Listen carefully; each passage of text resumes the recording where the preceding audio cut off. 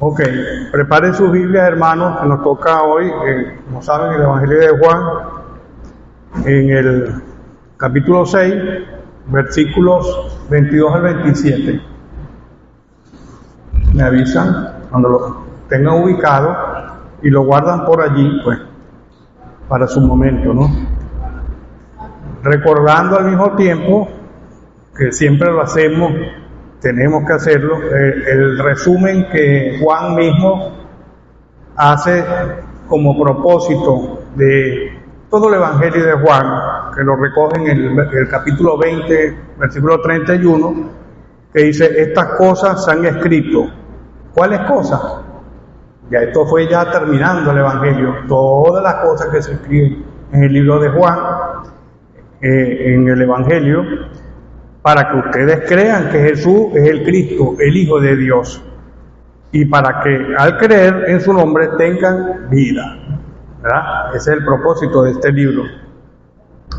Ahora, nuestro texto de hoy comienza con un episodio que se extenderá hasta el versículo 71 de este capítulo 6. Y dicho episodio va precedido de una serie de acontecimientos y de hechos y de movimientos que hace el Señor, que va a ser oportuno refrescar, va a ser muy interesante que refresquemos, o sea, y le seguimos así la pista a Jesús.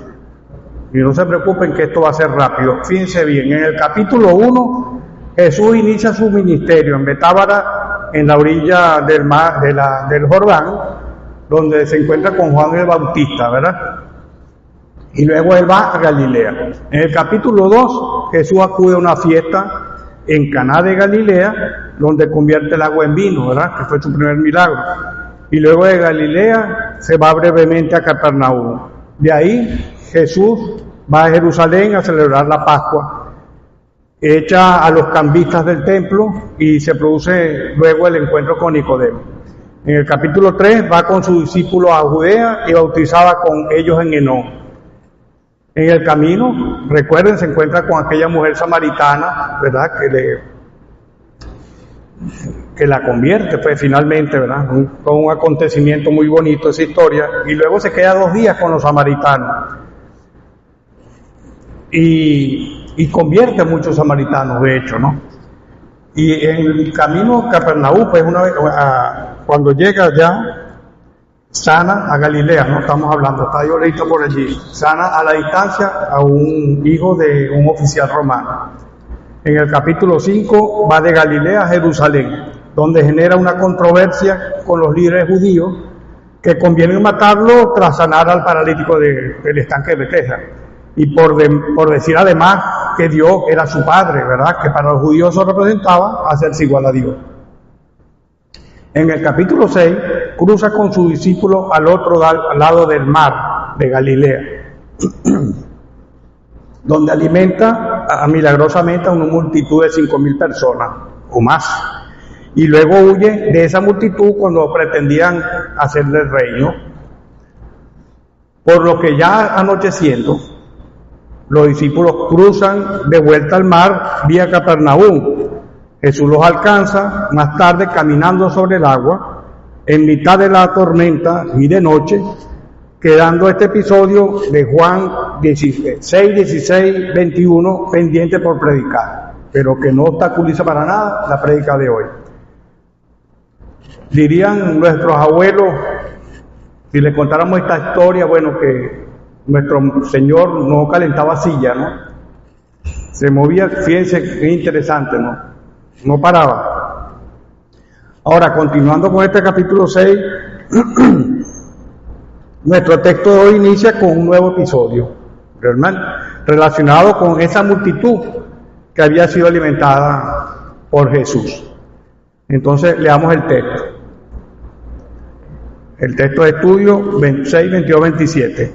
El día siguiente, la gente que estaba al otro lado del mar vio que no había habido allí más que una sola barca y que Jesús no había entrado en ella con sus discípulos, sino que estos se habían ido solos. Pero otras barcas habían arribado de Tiberias junto al lugar donde habían comido el pan después de haber dado gracias al Señor. Cuando vio pues la gente que Jesús no estaba allí, ni sus discípulos, entraron en las barcas y fueron a Capernaum buscando a Jesús. Y hallándolo al otro lado del mar, le dijeron: Rabí, ¿cuándo llegaste acá? Respondió Jesús y les dijo: de cierto os digo, que me buscáis no porque habéis visto las señales, sino porque comisteis el pan y os saciasteis. Trabajad no por la comida que perece, sino por la comida que a vida eterna permanece, la cual el Hijo del Hombre os dará, porque a este señaló Dios el Padre. Entonces le hemos dado o le he dado un título muy peculiar, pero cónsono con toda esta enseñanza, que es Jesús, el arquitecto de la vida eterna. Y vamos a traer un principio al final, que es que lo que todo el Evangelio nos enseña, pues que debemos creer que es Jesús, que es el Cristo. Entonces, vamos a dar comienzo, pues. O sea, de hecho, nuestro episodio comienza como normalmente comienza todo episodio, ¿verdad? Con un cambio de escenario, con un cambio en el tiempo, en este caso con un cambio del momento, pues. Noten como dice, no hay, bueno, no importa. O sea, el primero dice, vayan siguiendo en sus Biblias, el día siguiente. Eso marca un comienzo de un nuevo episodio. Al día siguiente ya terminó un día y comienza otro, comienza un episodio. Pero además, nuestro episodio presenta dos, por lo menos, de las características habituales de todo episodio. Primero, que presenta un problema o situación de conflicto entre los versículos 22 al 25, cuando la multitud busca desesperada e interesadamente a Jesús y no lo encuentran. Ese es el gran conflicto, el gran problema, ¿verdad? Pero también se presenta un tratamiento a ese problema del 26 al 27. Cuando lo encuentran, Jesús les hace ver de lo superficial de su búsqueda, presentándoles una verdad más relevante y profunda. ¿Ok? El resultado lo verán en el próximo episodio, en el próximo relato. Comencemos en todo caso analizando el versículo 22, que dice: el día siguiente la gente que estaba al otro lado del mar vio que no había habido allí más que una sola barca y que Jesús no había entrado en ella con sus discípulos, sino que estos se habían ido solos. Yo les voy a hablar un poquito de geografía, porque hay que aprovechar los momentos también para enriquecer pues todo esto, ¿no? De pronto hay muchos que lo saben, pero otros no. El llamado Mar de Galilea es el mismo río Jordán, ampliado en una gran masa de agua, ¿no? Conocida como Mar de Galilea porque es muy grande. Es el río que se hizo grande pues en esa zona, ¿no? Y se llama Mar de Galilea o de Tiberíades, llamado así por la ciudad de Tiberias, que está allí, que se edificó Herodes Antipa en su momento para congraciarse con el emperador Tiberio. De ahí viene ese nombre. Eso fue después de la muerte del Señor. Ahora, por otra parte, el río Jordán viene del Líbano, entrando al mar de Galilea por el norte, ¿no? Saliendo luego por el sur, donde se convierte nuevamente en el río Jordán, en la región conocida básicamente como Betábara, lugar donde del bautismo de Jesús, pues. Tanto así que fíjense que eso se pasa a pie, ¿no? Mientras en el otro tenían que pasar en una gran barca. Al otro lado del mar, eso para entender, ¿qué es entonces al otro lado del mar? Cuando dicen, ¿qué es eso? Bueno, se refiere entonces al otro lado del río Jordán, tomando en cuenta que dicho río divide, digamos, pasa una línea virtual por el mar, ¿verdad? O sea, parte en dos el mar, ¿verdad? En el oeste o lado occidental, donde se encuentra la ciudad de Capernaum y Tiberias, ¿no? Y el este o lado oriental, un lugar precisado por Lucas 9:10b como Betsaida. Betsaida, donde se retiró Jesús con su discípulo a descansar luego de sanar al paralítico, ¿no? Del estanque de Betesda, pero donde terminó alimentando a 5,000 personas.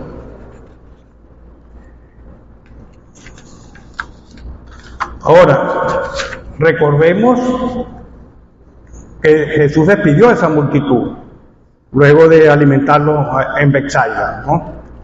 E igualmente hizo con sus discípulos, quienes se marcharon solos.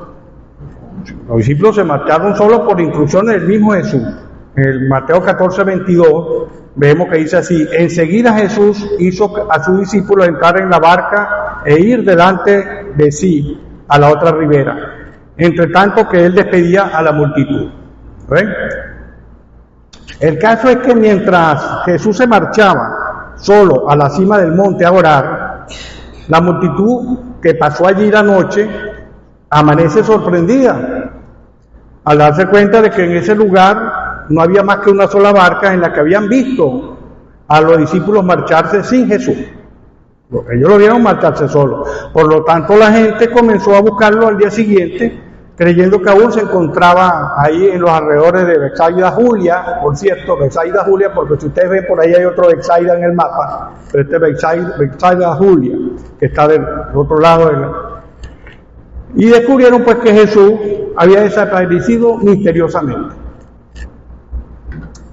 Luego en el versículo 23 vemos que dice: pero otras barcas habían arribado de Tiberias junto al lugar donde habían comido el pan después de haber dado gracias al Señor. Así es, lo que dice aquí el texto y que parece un paréntesis que amplía el versículo anterior, es que hubo otras barcas cargadas de personas procedentes de Tiberias. Seguramente que escucharon acerca del milagro de Jesús y ahora también se sumaban a la gran multitud que había ya en Tiberias. Imagínense ustedes, se duplicó la multitud. De manera que ahora a la gente que había sido alimentada y lo buscaba, ¿no?, se sumaban estos que llegaban de Tiberias buscando también a Jesús. Entonces, en el 24, por eso cuando vio pues Jesús, la gente, que Jesús no estaba allí, cuando el gentío, pues la multitud vio que Jesús no estaba allí, ni sus discípulos tampoco, entraron en las barcas y fueron a Capernaum buscando a Jesús. Podemos decir aquí, pues después que la multitud se convenció de que Jesús no estaba allí, llegó a la conclusión de que él se había ido al otro lado, al lado occidental, aunque no entendían cómo lo había hecho.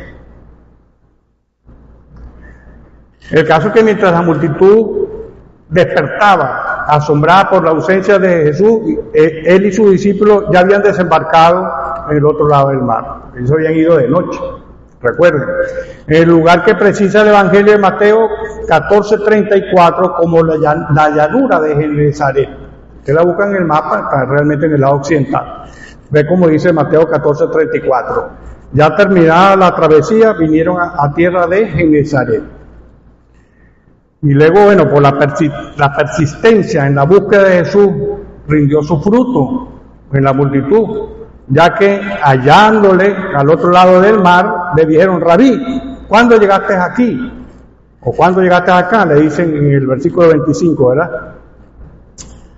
La multitud finalmente encontró a Jesús, predicando en la sinagoga de Capernaum, en la orilla occidental del mar, como se puede ver en Juan 6:59, ya cuando está terminando este capítulo. Estas cosas dijo en la sinagoga, enseñando en Capernaum. Es decir, el caso es que el gran número de personas que seguían a Jesús logró su objetivo, encontrar a Jesús. Pero ¿era ese el objetivo que perseguía Jesús con ellos? Veamos la respuesta en el versículo 26. Respondió Jesús. Recuerden que viene de una pregunta que le hicieron: Rabí o maestro, ¿cómo llegaste aquí? Bueno, respondió Jesús y le dijo: de cierto os digo, que me buscáis no porque habéis visto las señales, sino porque comisteis el pan y os saciaste. ¿Qué les parece? O sea, noten cómo, en lugar de responder a la pregunta que le hicieron, el Señor los confronta a ellos, haciéndoles ver de sus motivos interesados y egoístas, ¿no? Es decir, lo que Jesús le dice aquí es que aunque ellos habían visto las señales, la curación de los enfermos, la multiplicación de los panes y los peces, y todas las maravillas que había realizado, que lo confirmaban como el Hijo de Dios, ellos lo habían despreciado. Esas señales las despreciaron, pues, y lo buscaban solo por el interés de calmar su apetito. El desespero y el afán de la multitud por encontrar a Jesús habla de un interés por repetir la experiencia del alimento, ¿no? Incluso tal vez habían algunos que querían persistir en la idea de hacerlo reír a la fuerza, de manera que fuese una fuente permanente de sustento, ¿verdad? O de provisión. En todo caso, hermanos, la perseverancia de esta gente en la búsqueda de Jesús habla de un interés digno de imitar, ¿o no? A no ser porque no sea por los interesados que eran sus intenciones. Si no fuera por eso, fuera muy bien, ¿verdad? Pero se sabe que lo hacían por interés. El propósito de Jesús, hermano, nunca fue que creyeran en Él. O sea, el propósito fue que creyeran en Él como Mesías, Salvador y Redentor. Ese fue lo que Él realmente buscaba siempre. Hermano, por otra parte, es importante aclarar que Jesús no desconoce las necesidades que tenemos de vestido y alimento, nosotros como seres humanos. Lo que señala es que no sea esta nuestra prioridad. Fíjense que lo oímos de la boca del mismo Señor decir en Mateo 6, 32, 33, vuestro Padre Celestial sabe que tenéis necesidad de estas cosas, pero buscad primeramente el reino de Dios y su justicia, y todas estas cosas serán añadidas. Por eso es que hacer nuestra la palabra de Dios. El Señor más bien le conmovía la miseria reinante en su tiempo. Fíjense que aunque sanó, alimentó y asistió a muchos, no dejaba nunca de enseñar algo superior detrás de cada situación. ¿Entienden? Es decir, sanaba las dolencias, pero detrás de esa curación o algo que hacía, había siempre una enseñanza. Es decir, los conflictos, como el que contó aquí la hermana Carmauri, los conflictos eran oportunidades para Jesús presentar el reino eterno de los cielos. Eso fue lo que ella hizo. Y si bien muchos no entendieron, eso también pasó, ni atendieron su llamado, otros tantos lo rechazaron. Hay unos que lo entendieron y lo aceptaron, otros no.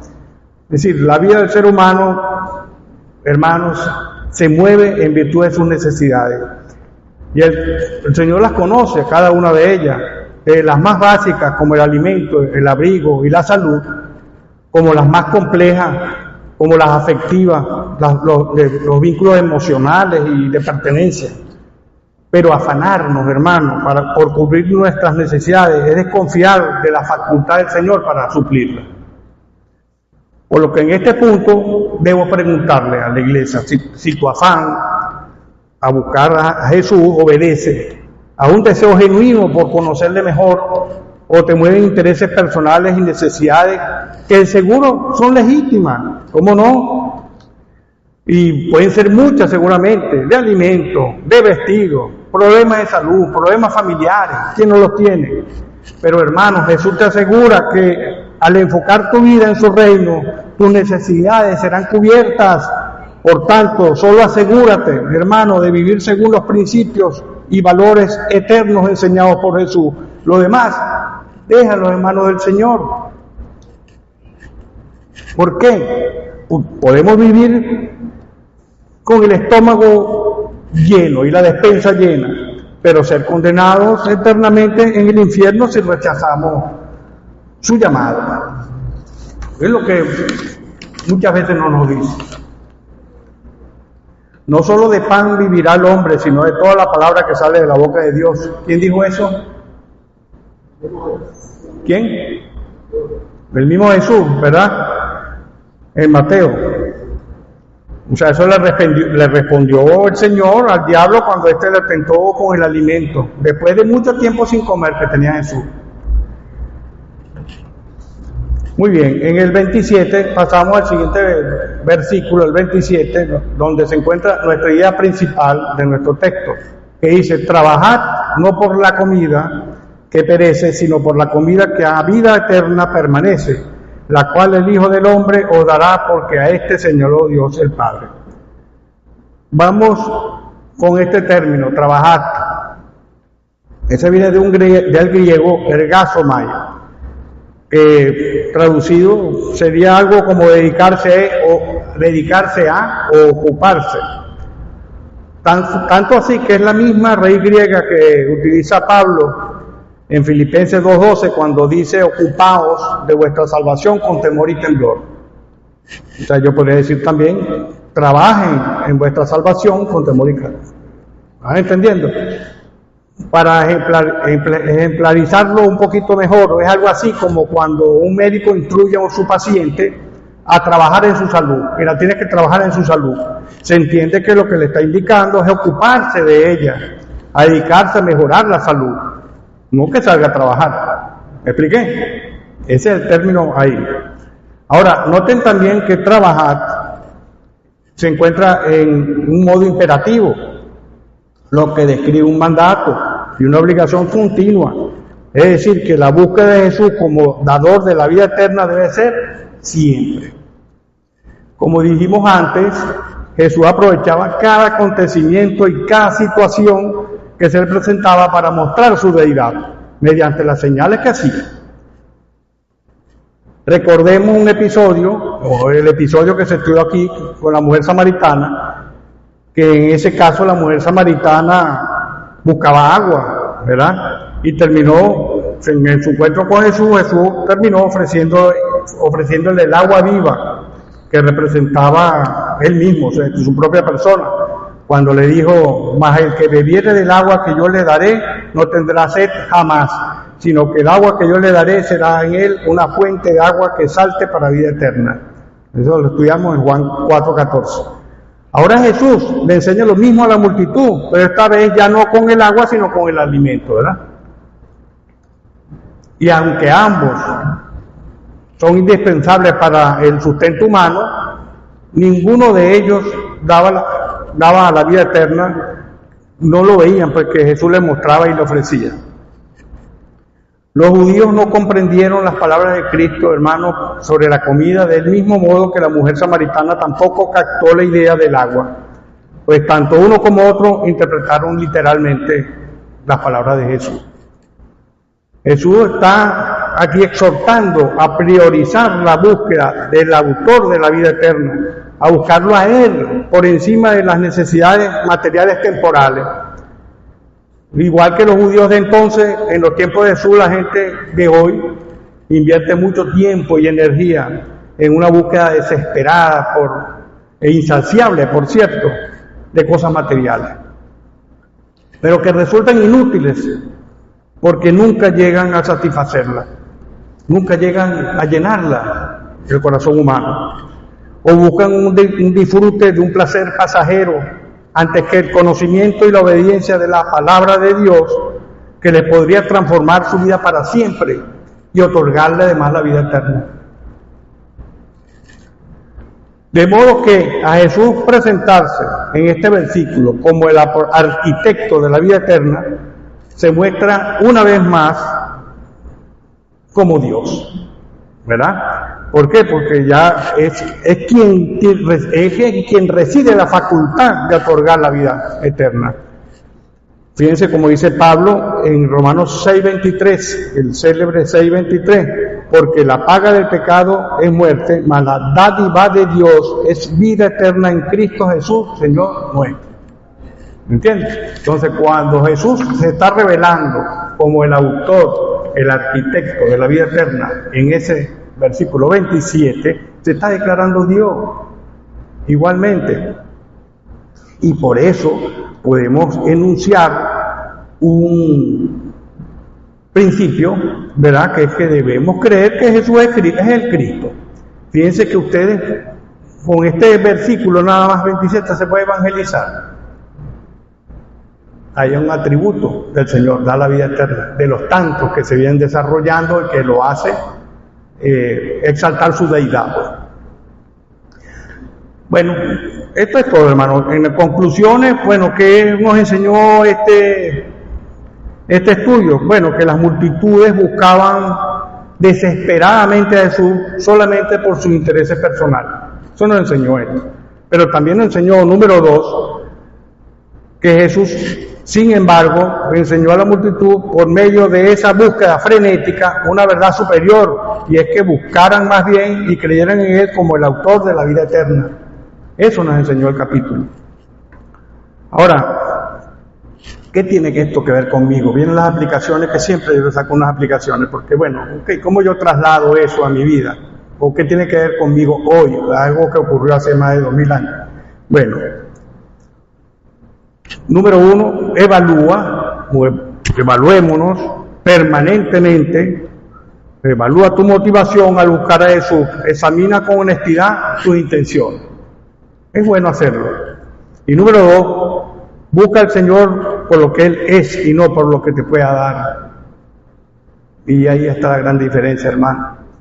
Amen al Señor con todo su corazón y con toda su alma, que es lo que pide. Lo demás, Él se encarga. Y voy a terminar con una pregunta que les confieso que hasta yo mismo tendría problemas para contestar correctamente. Es un poco difícil. Si a usted o a mí, en un momento que tenga mucha hambre, le dieran a elegir entre comer y salvarse, ¿qué escogería? Difícil, ¿ah? Ojalá pudiéramos escoger las dos. Pero es que el Señor, si va a proveer, ¿verdad? No deberíamos temer a que esos momentos lleguen, que el Señor nos ponga en tal compromiso.